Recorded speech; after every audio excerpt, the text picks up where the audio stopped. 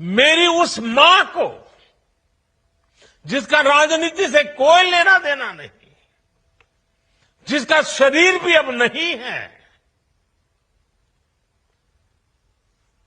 मेरी उस मां को आरजेडी कांग्रेस के मंच से भद्दी भद्दी गालियां दी गई।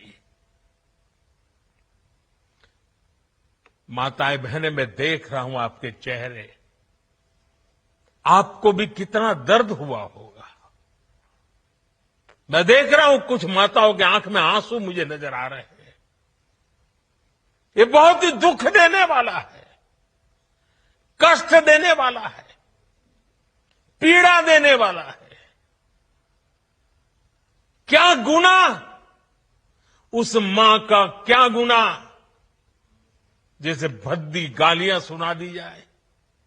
साथियों, हर मां अपने बच्चों को बहुत तपस्या करके पालती है। यहां मेरे सामने बैठी हुई हर मां उतनी ही लगन से, उतनी ही तपस्या से अपने बच्चों को पालती है। बच्चों से बड़ा मां के लिए कुछ नहीं होता है। मैंने भी बचपन से अपनी मां को ऐसे ही रूप में देखा था। उन्होंने बहुत गरीबी में बहुत सारी तकलीफें सहते हुए अपने परिवार को, हम सब भाई बहनों को पाला था।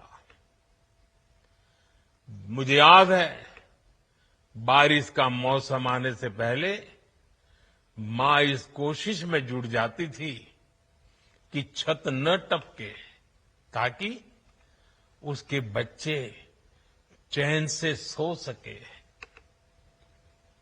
मां बीमार होती थी, फिर भी पता तक नहीं चलने देती थी, काम करती रहती थी, काम पर जाती थी।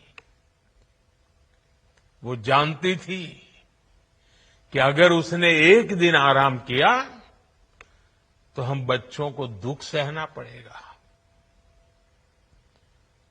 कठिनाइयों का पता मेरे पिताजी को भी लगने नहीं देती थी मां। वो अपने लिए कभी कोई नई साड़ी तक खरीदती नहीं थी।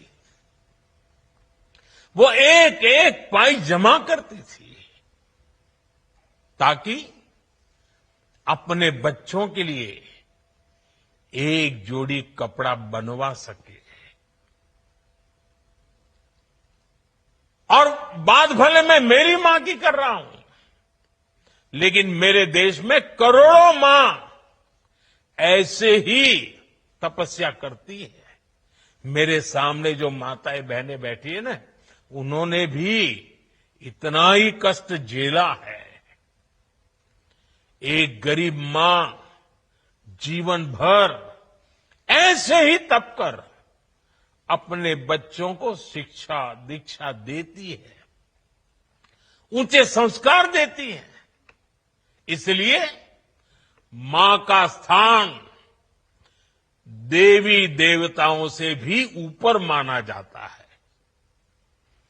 बिहार के ही संस्कार हैं, और हर बिहारी के मुंह से तो वो बात यूं ही निकलती है